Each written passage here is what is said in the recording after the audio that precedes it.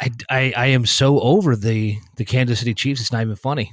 Yeah, there's only so much give a shit we've got left. But what about the tush push and a tight end that can actually catch the ball? Which fucking won? If I didn't realize it was going to be this show, but what it proved was that Steve Spagnuolo has every dime of the I just went blank on the Bills offensive coordinator, but it doesn't matter because he has no lunch money. It's all in Spagnuolo's pocket. Joe Brady. Joe Brady, thank you. I don't know why. Yeah, I don't know why I blanked on that one. I want to say Joe Judge. I'm like, nope, that is not it. Because I this isn't a football podcast, but I haven't had a chance to get this out to people who understand. So you're 3rd and 10 on a drive that you have to score points on, and you see that the opposing defense has put 10 guys 3 yards within the line of scrimmage. Preach. Let's run a bubble screen on the side where there are 5 literal 5 defensive players.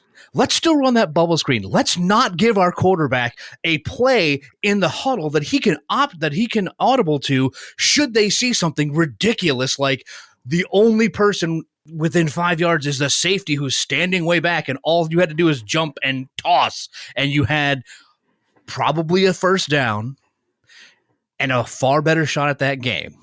He's still running if that happens. He has not stopped. I think that was all I needed to get out. Thank you for coming to my TED Talk. On that note, Dan, I will quickly say for all of you football owners, general managers that are listening, there are 32 teams. Dan works for 0 of them, and we can make that 1. So let's get the phone lines working here. Let's get this man into the front office where he belongs. Clearly, I've watched a lot of college football. I can be useful come draft day. There it is. Moneyball, just waiting to be picked up, y'all. Operators are standing by. Hit the music.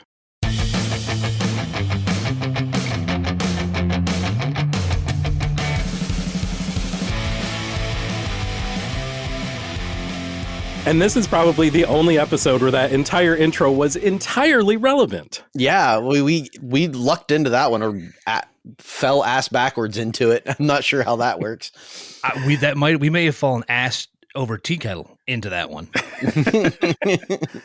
As we do. That's a thing kids say, isn't it? I think so. Ass over tea kettle? Sure. Absolutely. Ass over tea kettle. Hi, I'm a professional writer. And I am a Zach. And we got a Dan and a Jay right there. It's your fairly kick-ass crew. Like I said, the whole football rant was relevant because we are talking football today, at least in a sort of tangential sense. We are specifically covering the halftime shows of the Super Bowl. We are going to do one of our Rush episodes where we take the Mount Rushmore, the top 4 in no particular order of those shows. We discuss them, we argue about them, and we come out of it on the other side with an agreed upon show, FKA approved Mount Rushmore of the best Super Bowl halftime shows there have ever been. Yeah. Before we jump into it, boys, how did you feel about the assignment? Like, how did you approach it? Was there anything that jumped out at you? Or was it, for one, these aren't really that commonly on Spotify, so this is going to be more of a visual media sort of episode. But how much did the visuals factor in, or did y'all both go just strictly music only here? Oh, no, the visuals factored in. Absolutely. Yeah. Well, and by nature, I mean it's a concert. I hate myself for using the phrase. It is a multimedia spectacular. So you kind of have to take in all the media and take that into consideration. I totally agree. Yeah, the choreography, the special effects, just people standing in the places where they're supposed to be standing is a feat that is Herculean with so many people involved, both on stage and behind the scenes. Like it is, like you said, it's a concert. It is a very complex concert to the tune of 12 to 15 minutes. You don't have time to screw up and recover. Depending on what year you're talking about anyway. Fair. Truth. and the whole, people standing where they're supposed to be, or in some cases, not standing where they're supposed to be, all plays into, how the ultimate entertainment is during that show. And I had fun. Oh, absolutely. Like I had a lot of fun going back and finding all the old shows. And getting a chance to watch them because it's hype. What can you say? It is a lot of fun to go back and at the very least, I knew what to avoid, so there was also no bad experiences in this one. Very fair. Well, Dan, why don't you kick us off? Again, these are in no particular order, but go ahead and give us your first rush pick for the best Super Bowl halftime shows. Should we get the obvious out of the way and just talk about that real quick? Because there's not going to be any argument, right? Yeah, right. It's on all of ours, yeah. Should I argue just to be that guy, or should we just move on? I like the contrarian aspect of it, so I'm here for it. Yeah, I'd like to hear you try. So, all right. I can't. I don't even know why I brought that up. There's no argument. Of course, we're talking about Prince's immaculate performance in the Miami Rain back in 2007. And again, I like, it's going to take a hell of a show to even talk about dislodging him off of this in the future.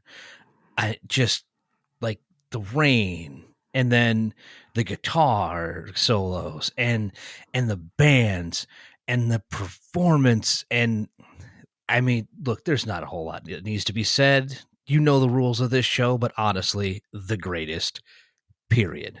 Yes. Period. Case closed. Exclamation point even. Absolutely. I do want to point out with this one that Prince obviously is Prince and did all the Prince things and did them oh so well. But a special shout out to the Marching 100 band from Florida A&M University, who marching bands are littered up and down these Super Bowl halftime shows, especially in the earlier years. You still see them, even more recent shows. The Marching 100 absolutely destroyed it. They lifted so many songs, including the final song, Purple Rain, up to a level that enhanced everything that Prince was bringing to the table. Also, if you watch the video, you'll see that they're kind of glowing because they're all wearing illuminated tape. That was courtesy of the show producer, Don Misher, who decided that was going to be a good way for them to be more visible. Very good call, Don, because that plus the rain made it seem very Cyberpunk 2077. Yeah, it was flawless. I think my favorite moments, though, my favorite moment probably, but there's a couple of them in that performance where he like veers into the random covers and hits like Proud Mary and All Along the Watchtower. Like, seriously, the whole thing was beautiful. And then to have Purple Rain playing with all the light show and the actual rain being purple at points, like it was just cool. Like it doesn't get better. Not to mention a phenomenal job with Best of You. And the best part, well, I don't know if you want to say it best, but they also, when he worked in part of Baby I'm a Star and everybody went, God, who is he covering there? And I'm like, that's him. It's him. Yeah. It's not okay. Maybe we just head backwards a record or two than you're used to. And you'll definitely find that. Yeah. And to your point, Zach, I love the fact that the marching band was there and was a part of the entire show, and they were on almost every song. Not, and not that they're necessarily bad when they get used now, and they'd usually find a part of the show to be featured on and then disappear. But no, the Marching 100 were down there on the field the entire time. Yeah. And like you said, they did so much to so many of those songs. Yeah, absolutely tremendous. It was one that I knew, obviously, was going to end up on all three of our lists. It's kind of a little bit of a cheat code here. But, it's a necessary cheat code because it's Prince. Indeed. But we have three other songs to cover. And dare I say, and Dan, I'll throw it back to you, but I feel like this might be the first episode where we have three overlaps between all three of us. It's entirely possible. There's a very good chance here. But then I also think it's going to be a dogfight for those other two spots then. Absolutely there is. So yeah, go ahead and hit us with your second one then. Oh, me? Yeah. Well, I mean, we basically went around with Prince. So. Oh, fair enough. All right. I don't know. I'm trying to gauge who's going to be that overlap, and I want to not do it again. Good luck. Okay. Mm-hmm. All right. Fuck it. Let's do it. Well, we have really gotten used to halftime shows, especially as of late, being the television spectacle of the year, something that is jam-packed with all the shiny bits and sparkly stuff to accompany some music. So instead, how about one of the greatest to ever do it doing all of the accoutrements with himself, his band, and the audience right in front of him. And that was it. Because that is what the heart stopping, fun loving, hard rocking, booty shaking, love making, Super Bowl quaking, history making, legendary E Street Band did with the boss himself at Super Bowl 43 in 2009. Way back when the Steelers could actually get out of the wild card round. Ouch. But if you want to talk about a performance that just grabbed the country by the lapels and demanded it stand up and jam with him, it was Bruce Springsteen on that night. And don't forget, to his credit here as well, wrapping up 10th Avenue Freeze Out, he did the whole slide on his knees across the stage thing, nutted himself with a camera, stood up, laughed, went over and did Born to Run. And did it in his 50s, by the way. I would have needed at the very least, a Panadol and a medium strength beer and like 45 minutes of rest time before I could do another song. Yeah, like bring on the frozen peas. Like don't stop. Just keep them coming. Keep them coming. Considering what the previous Super Bowl to that in Tampa, the Super Bowl halftime show was, we might get into it if we talk about the bottom of the barrel. Suffice it to say, it was the bottom of the barrel. So Raymond James deserved something a cut above, and Bruce absolutely delivered. It was not in my top 4, but it was probably my number 6 if I had to give it a rank. My number 7. Right there in the mix. Yeah, that's going to be one that I would be hard pressed to argue against once we get to the arguing stage of things. Yeah. And like you said, in his 50s. Right. And still like rock, not just like I'm going to sing the song. No, he sang the songs full stop. Like, I think as a show, like I loved that performance. Springsteen's never been a favorite of mine. As a songwriter, there's good stuff there, but he's always been sort of, like, okay, cool. And now let's move on. As a performance, I loved it, but musically it was a little farther down, which is why I bounced it to my honorable mentions. That's very fair. It's all about the total package. I feel like both of you said, the music is just as much a part of it as the visual. Mm-hmm. And I can go ahead then on my self segue and go ahead and dip a toe in to one that I thought encompassed both of those things, encompassed the music, encompassed the visual, but maybe not the visual that was originally intended for the show. So I want to say, after reading about it, that this came to light very soon before the Super Bowl, maybe within the week or two prior, that the main headliner and the sole headliner for this show was pregnant. You would think that would slow any mortal human down to a degree where they could not perform a Super Bowl halftime show, where they had to postpone, where they had to say, nope, can't, sorry, you got to bring someone else in. We need a substitute. I'm several months pregnant. I literally physically can't. Do not tell Rihanna that she can't do anything, because she will prove all of you wrong in spades. She hit all of her own hits. She hit the hooks to all the lights and Run This Town. She even busted out some dance moves. Again, several months pregnant and still hitting all the spots, hitting all the marks. All of this, by the way, suspended for the most part on a platform 15 to 60 feet in the air.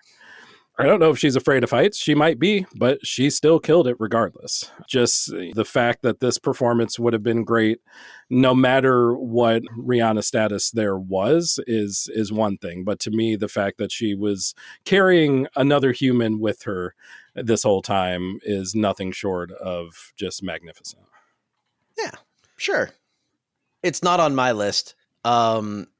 I very much enjoyed that performance, and I loved reacting to the haters through that performance that talked about how she shouldn't have been doing it while she was that pregnant, and just completely glossing over the fact that it's absolutely impressive and that she sounded amazing while doing it. I thought some of the choreographic things in that performance were a little bit weird. The sperm reaching at her and the dancing chicken people, it was odd, making it not one of my favorites, but it was certainly a blast at the time. Absolutely. There's the 2 points there. I also enjoyed all the people who lost their shit at the the choreography and was digging for meaning and all this stuff. And like, it's because there was a need for a show, right? And there were certain things that like doing the show, Rihanna had no problem. She wasn't going to be bouncing around the stage doing backflips several months pregnant. So like, okay, we can get people to do that. And maybe, whatever, if they had a little more time to be put more emphasis on the choreography, sure, maybe it would have been different. The thing that there was a draw, and I've seen multiple people review it with this and agree. And like, I feel like I'm pretty good, solid in this point, is that if you just watched her, she made keeping the attention of 200 million people look so easy. Like, that didn't matter how big the spotlight was, that she was nonplussed by it and still had that phenomenal performance. And again, also hanging 30-some, 40-some feet in the frickin' air. Just effortless. Just absolutely effortless. Yeah, it was awesome. That's the problem I think we're going to run into is like, yeah, great show. It's still on my honorable mentions list. Right. Which I think speaks to how many great Super Bowl halftime shows there really have been. Yeah. That's a good problem. Yeah, it's one of those rare things where you take a look at something and go, there really are a few misses here.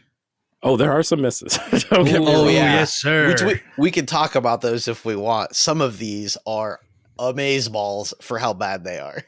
I'd like to cover a few of them at the end, yeah. Let's do that, but let me ask you guys a question too when it comes, just real quick, when it comes to timing. Where did you guys start looking at stuff?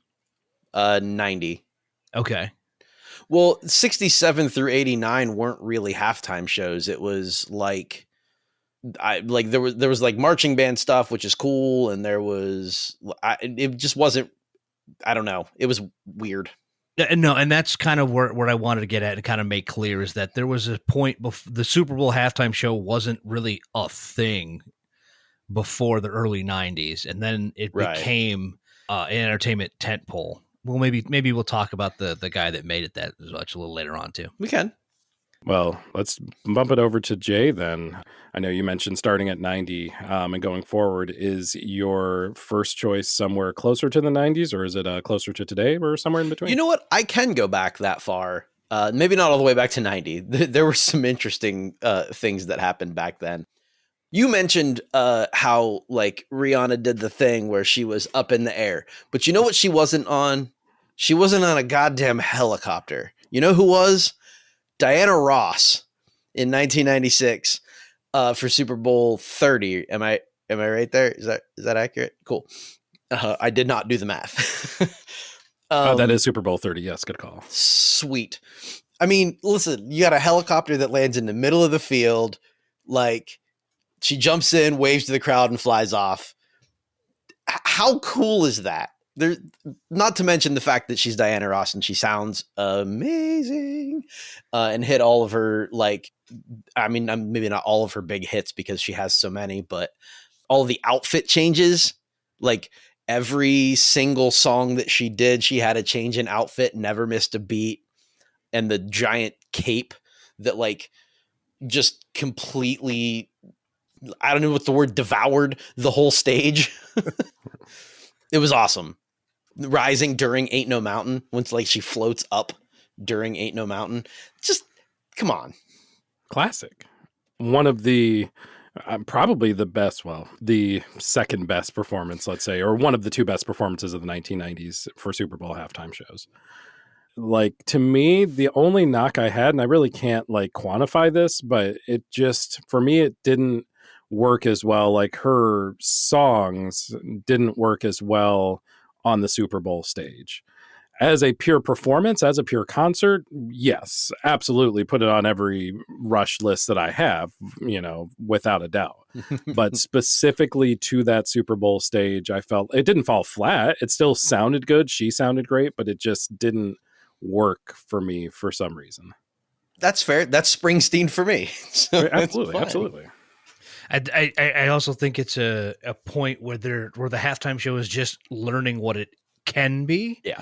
Which is why you have the phenomenal exit and the outfit changes. I mean, like, again, maybe we'll talk about the same thing later on, but it was essentially felt like, okay, I have a show that I do on stage every night, and I can bring that. Now, what do we have to do to take this 2-hour concert that I normally put on and condense it down to 15 minutes and keep everybody and find a way to like keep everyone wrapped throughout the entire thing?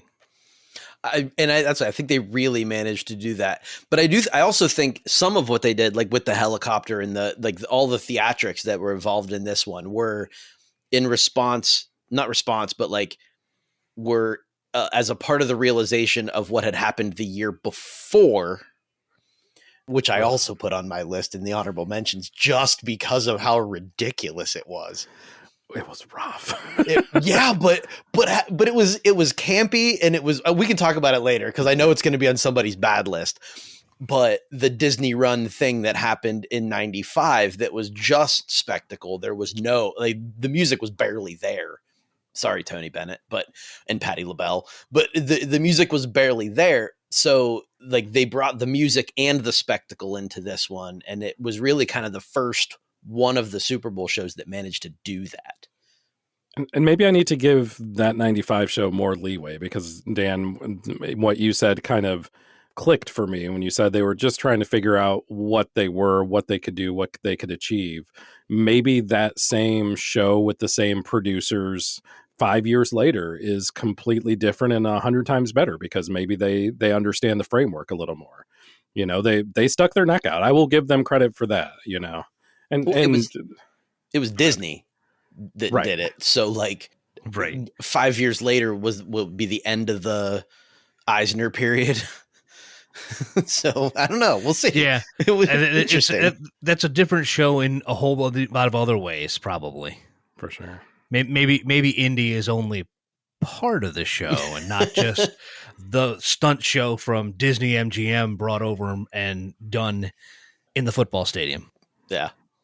Yeah, could have pulled it back just a little bit. Just a bit, maybe. Dan, what about your third choice? Do you think it needs to pull back at all, or is it perfect just the way it is? No, I'll bring it forward, and I think this may be where we get our second crossover, because now we know what the Super Bowl halftime show is going to be, and we know what it's supposed to feel like. And when the West Coast was asked to turn out, they did in a bigger way than most of us probably imagined. The lineup alone put the show at Super Bowl 56 into rarefied air with Dr. Dre, Snoop Dogg, Eminem, Mary J. Blige, Kendrick Lamar, Cent 50, and Anderson. He was upside down his entire performance. And Anderson .Paak. But the performance itself was absolutely the hip-hop party we all wanted. I mean, Gen X and millennial nostalgia turned all the way to 11. But beyond that, everyone was just phenomenal. Mary J. Blige stood out with her performances of Family Affair and No More Drama. And the whole thing was like getting a 14-minute crash course in West Coast hip-hop history. Just outstanding. No notes. I distinctly remember watching it and like glancing up at the screen and down at my phone and like texting and like messaging people like, he's still crip walking. He has not stopped yet. He's going to stop, right? And I look back up. No, we're 7 minutes in. He has not stopped crip walking. It was like you said, it was educational in a way. It was like a dissertation on the form, and you expect the hits, and they played every single one of them and they were perfect. Yeah, that was a wonderful performance. And if I didn't make it clear, is on my list. That is my number 5. Okay. I would not argue against it for even a second. No. That's fine. Like 4A and 4B, we'll say. See, that's why this might actually be one of the more not contested but difficult things to narrow down than any Rush episode we have done. So you mentioned your 5. I guess what would you slide into 3, maybe? So there was, again, this is kind of going back to just a memory I have of watching this performance at a party with a bunch of people when not the main performer, but one of the kind of side performers came up and started performing. And we all look at each other and we're like, who is that? We have no idea. I cannot figure out who the hell that is. And someone like looked it up and realized like, holy shit, that's Jermaine Dupri. Didn't look like Jermaine Dupri. That wasn't the Jermaine Dupri I remember, but he looked great and he sounded great. And he was the perfect supporting cast, along with Alicia Keys, along with the guitar solo of the gods. Holy shit. Of course, Lil Jon and Ludacris were going to be joining the one and only Usher for one of the most fabulous 12 to 15 minutes that you'll ever spend watching someone sing and dance and perform and just do all of the things that Usher had done literally day in and day out during his Vegas residency just a few months prior to the Super Bowl. This took all of that, ramped it up to 11. It was one that you knew was going to be good. You just didn't know how good it was going to be. But I'm fairly certain that Usher surpassed anyone's expectations during last year's Super Bowl. I didn't love that performance. I think it's the first time where I actually have like a little bit of separation from you and how great I thought it was. I thought Alicia Keys was fire. Yes. In that performance. And I thought that the guitar solo was a really cool and welcome thing that came out. I didn't love the rest of it. I guess the roller skating gang was cool, but other than that, yeah. Roller skates are never not cool, right? That was the thing that put it on top, over the top for me, is looking at it going, this man is singing, dancing, and doing it all on frickin' roller skates. Like at any point, he could literally just lose an edge and break his ass because he's doing this on wheels. Yeah. I was afraid that I was going to have to apologize for enjoying this show and putting it, and it's like 6 for me. Loved it. Like you said, her blew us all off the stage. Just incredible. Shout out to the Sonic Boom of the South as well. For real. Because like, look, when we're going to point out bands when they get to contribute and just do amazing jobs, like absolutely right there for them. Yeah, I can easily argue with you for it if it comes down to it. Yeah, this list is shaping up to be, I guess, less similar between the three of us than I thought, which is exciting. We're going to have a good amount to talk about here in the next few minutes. Yeah. But until we get there, Jay, go ahead and hit us with your last one. Is my last pick. Mm-hmm. I toyed back and forth with a couple of these, but ultimately the one that stuck out most to me in my memory and the one that I had the most enjoyment watching in the moment, and then again on the rewatch this week, was you know what? It could be summed up in 2 words: Left Shark. Amazing. Listen, it says a lot when a character on like the side quest of the Super Bowl performance is the one that steals the show.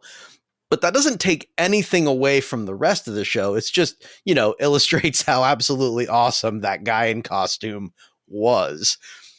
However, if you take that away, the rest of the show was still super freaking cool, with Katie coming in on the giant lion, and then being on a big swing dragged around in the sky, and the star. Was that supposed to be the More You Know logo that she was riding? like a shooting star? Well, I hope that's what I thought it was. But then that's not really even to mention what was probably the best part of the whole thing: Missy Elliott coming out to do 3 whole songs of her own.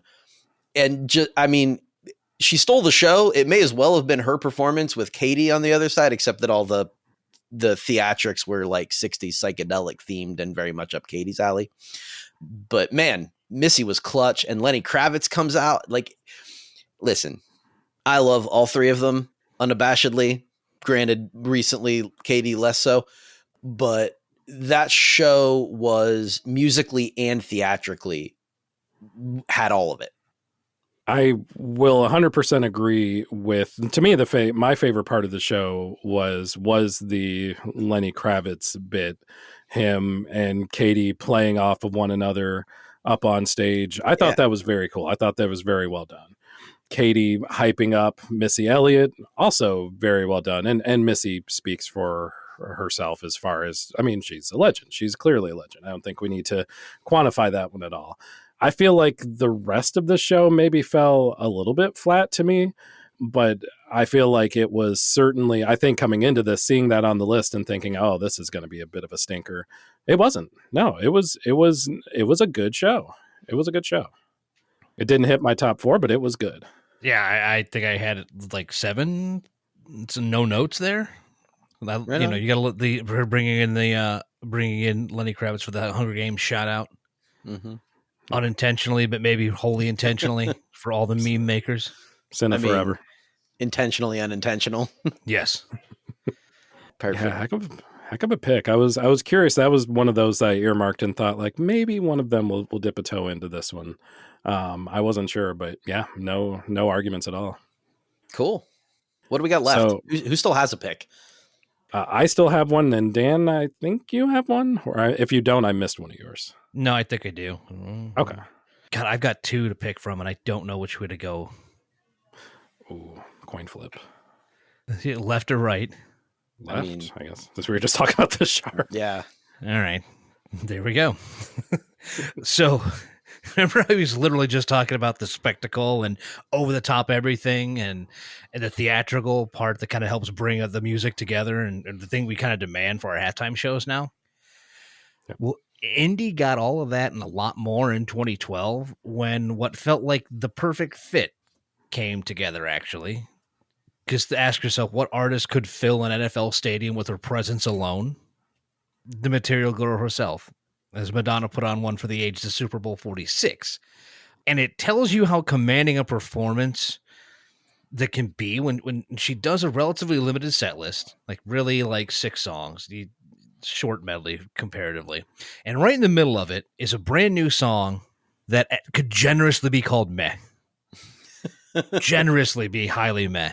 But on the night, the performance trumped all because Give Me All Your Lovin' is a garbage song. Trash. Utter trash. But done on that stage, plus Nicki Minaj bring a flamethrower for her limited part, and MIA bring all the pearl clutchers, which is great. So bonus there. But then CeeLo and marching bands and a massive choir come in to do the finale, and the roof, she was just blown off the place.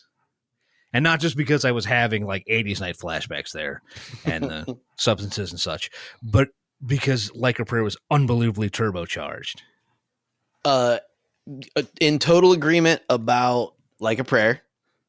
In total agreement about CeeLo doing Open Your Heart with her. Yes. In total agreement with that. I don't want to say this too strongly. Hated the LMFAO mashup. Look, in 2012, it made sense. Let's just put it that way. Did it? Yes. I mean, it made sense for them to be there when they were still riding that popularity thing. Sure. Yeah, but it would have made more sense for her. Shots. It would have made more sense for her to like start singing Party Rock Anthem with them than for them to do a mashup with music. True. I hated every second of that mashup. Okay, but like her jumping in for Sexy and I Know It is a little bit better. Fair. It makes more sense, at least. Sure. Just for me, like it didn't make my list because of the mashup and Give Me All Your Lovin'. Those two things. Say it can be you can make it in spite of that. It's everything else. Thank you for putting it the way you did too, Dan, because I could not explain it because I agree that Give Me All Your Lovin' is a terrible song. Sexy so and I Know It is a Hot terrible song. But god damn was I vibing to the performance of both of those jams when I was watching. You know, I was I was even like I had it stuck in my head. L-U-V Madonna. Like it's so dumb. It's the worst hook. But But it is the effect that Madonna has on music, both literally in her song form and figuratively in her entire career. And I feel like this was the perfect microcosm of the fact that nothing that she did was amiss. That's very much not true. On this day, nothing that she did was amiss. I have a record I could hand you that proved that We had a wrong. whole show about that a few months ago.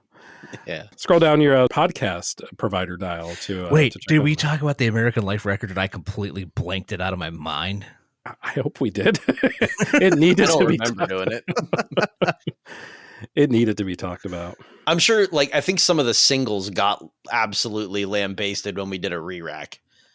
That's what I Possibly. remember. I don't think I we don't- talked about the actual record. I don't think it got any singles because it was bad, and it should have. It definitely needed to feel bad.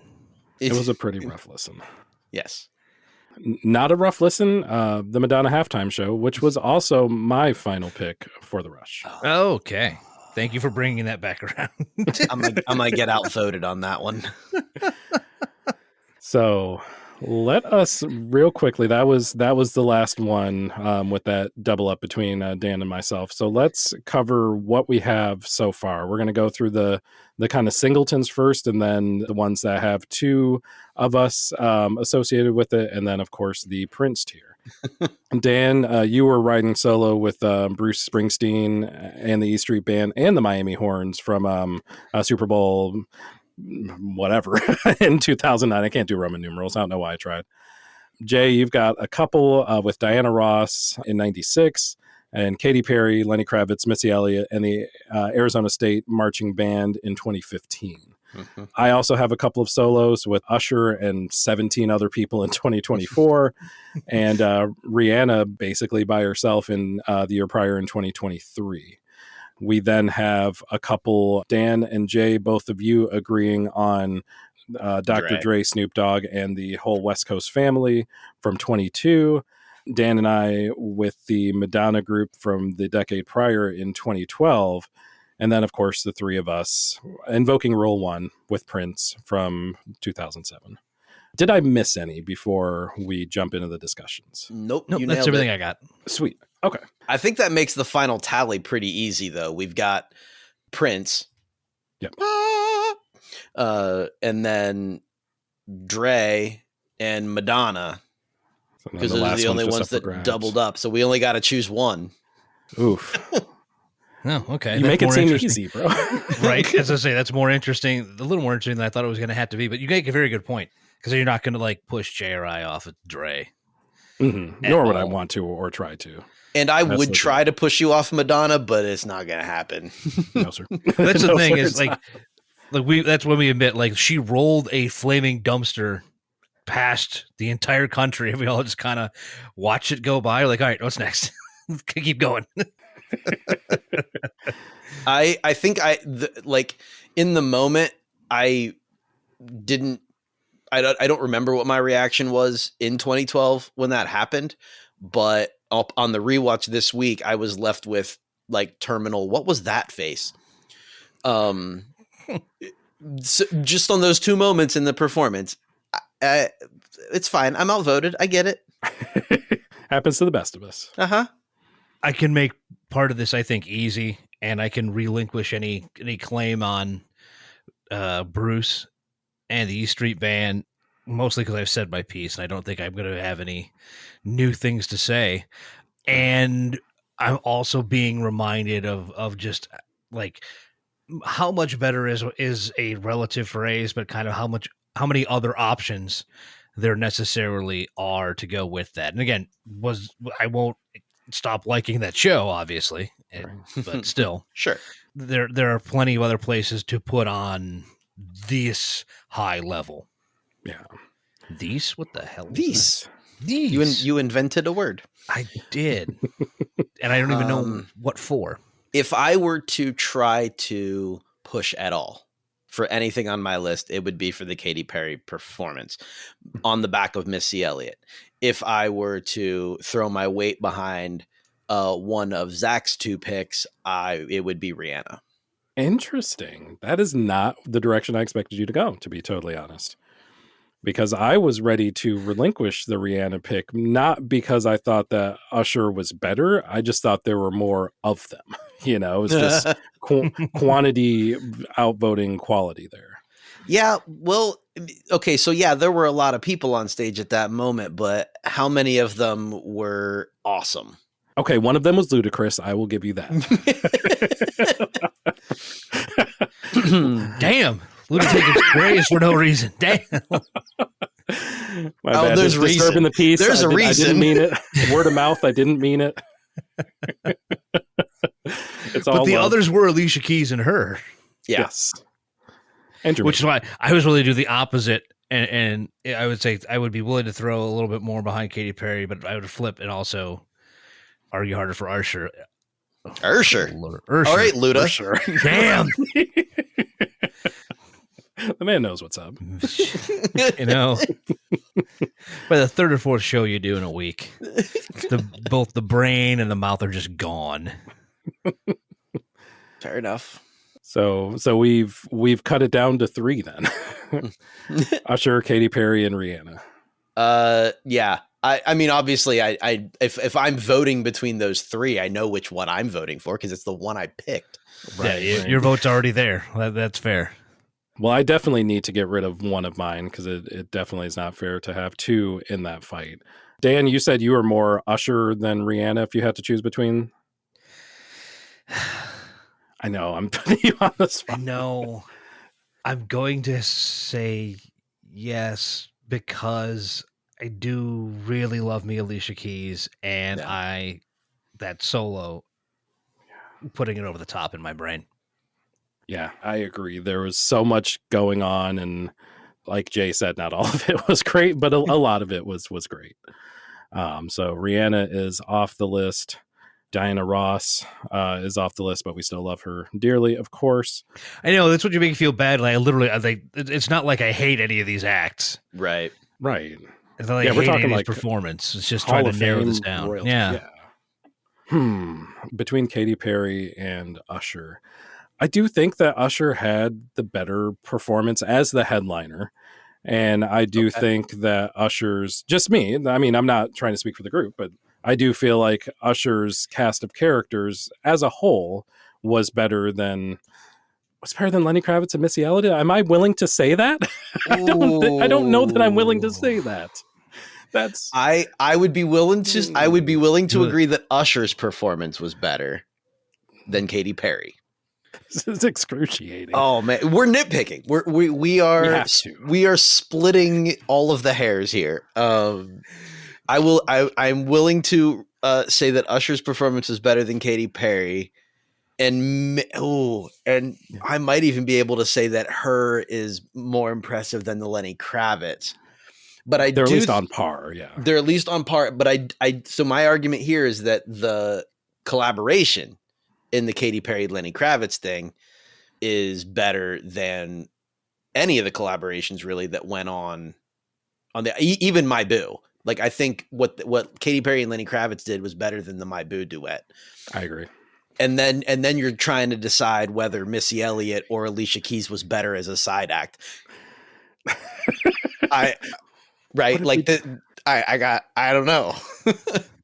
Can we just keep talking because essentially you're trying to sway me. So keep throwing stuff out there.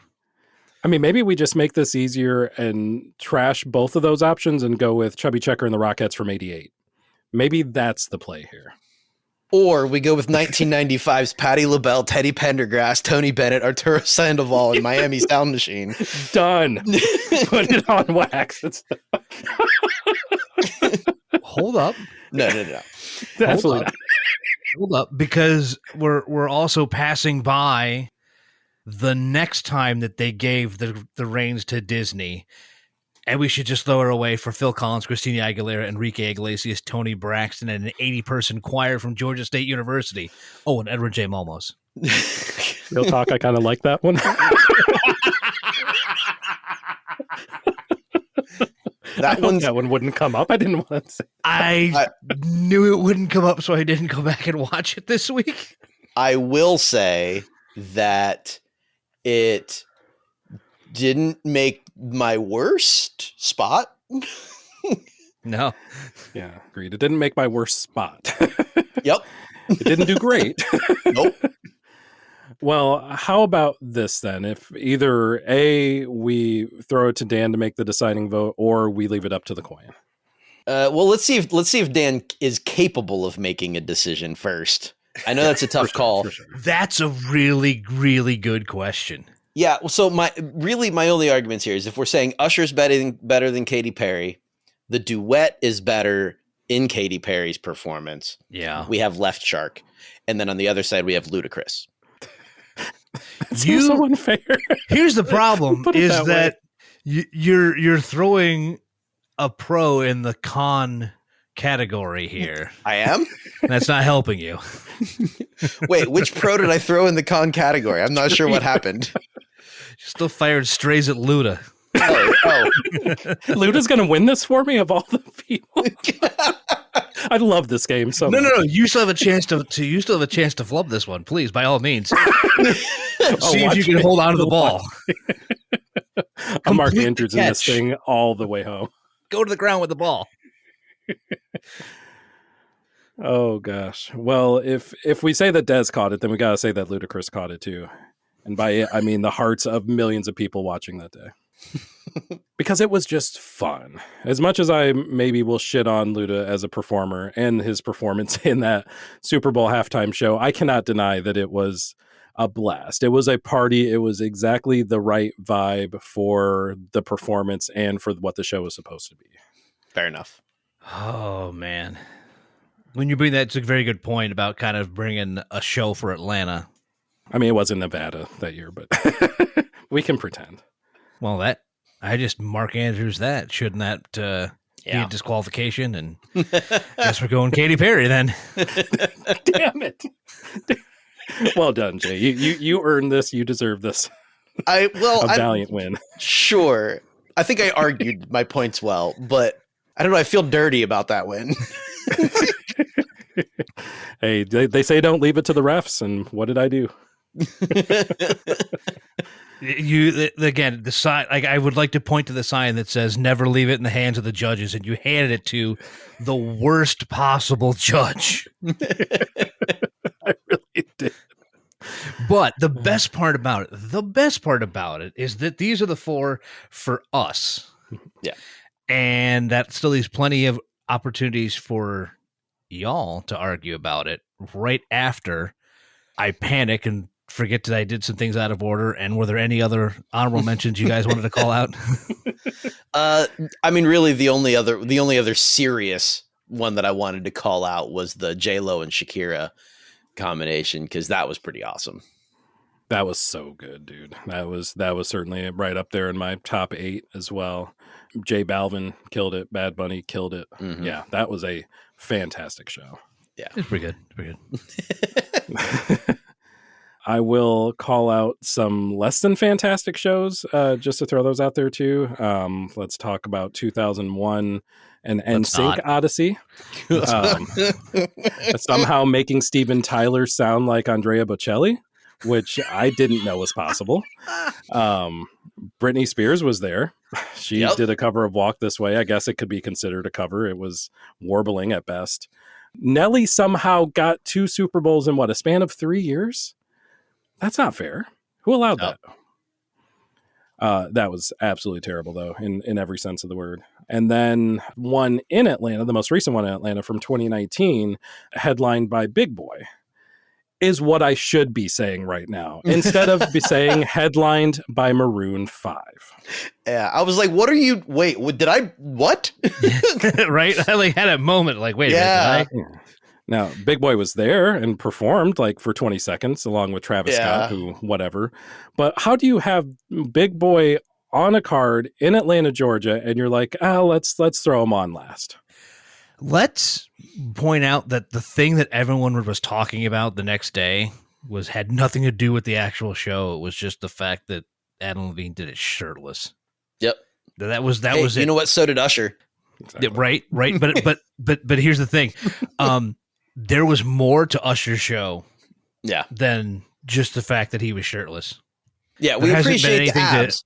We appreciate the abs, but also impressive. Yeah. But then you performed, whereas I don't know if there's been anything to Adam Levine's career besides being shirtless since like 2011. Yeah. I mean, Maybe earlier. When did Songs for Janes come out? Oh, fuck. 04. All right, well. God. You know what, though? That stings a little bit. You brought up 2011, and that makes me want to also do sort of a Super Bowl Darwin Award for the halftime show. My level worst thing that was on this entire list was the Black Eyed Peas. Agreed. Oh, yeah. Usher was there too, but he looked like he didn't want to be. Like, if you're watching the performance, he's like trying not to be there the whole time. And then When you sign up for something and then get there and find out what it actually is going to be, but you're already there, so you can't back out now. right, Bro got and fire then fested. and then there's Slash, who comes out and did a duet of "Sweet Child of Mine" with Fergie.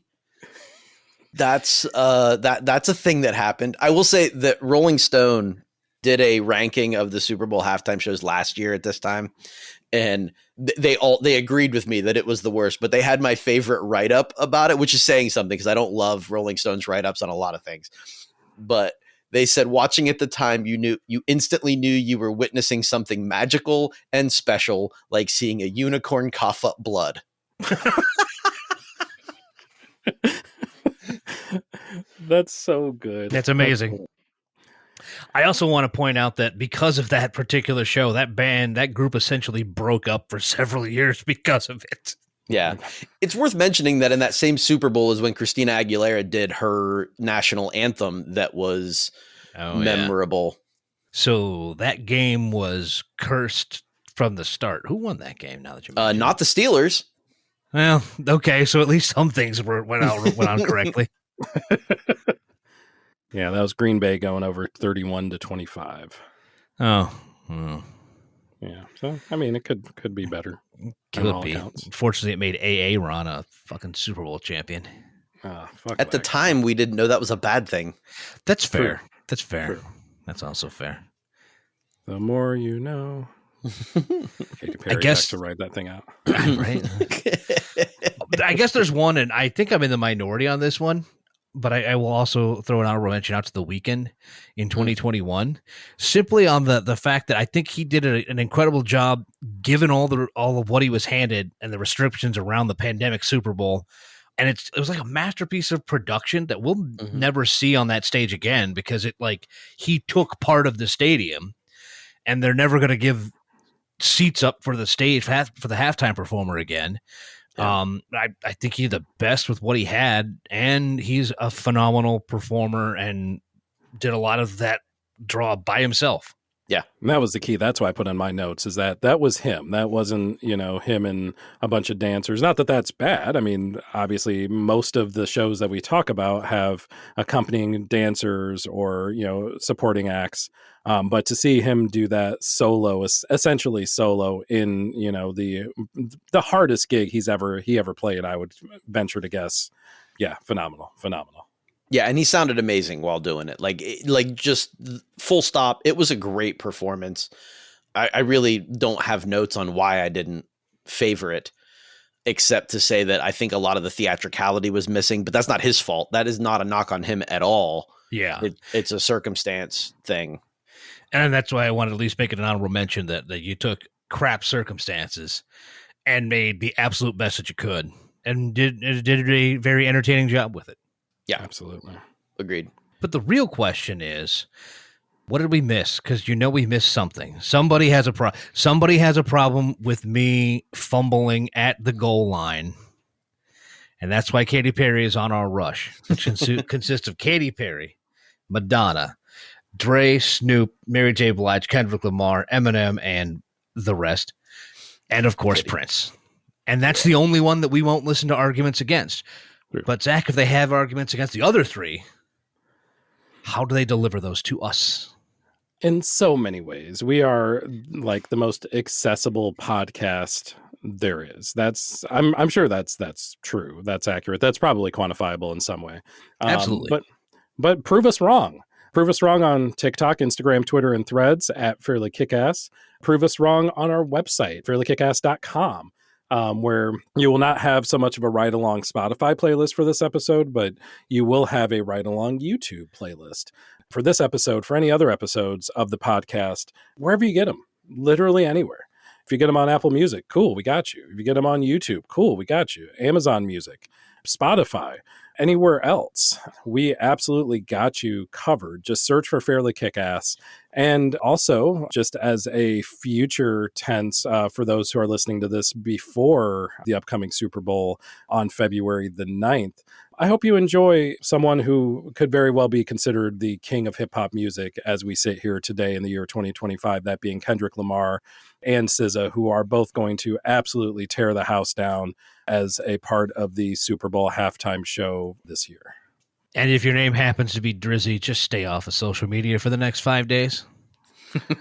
All the strays are coming to you. All of Luda's strays are somehow going they're not strays, man. Those are coming from targeted howitzers, my friend. Oh gosh. Any parting words for the people, boys, before we call this one? Oh, actually, I have a parting word for y'all. Chiefs or Eagles, go. There you have it.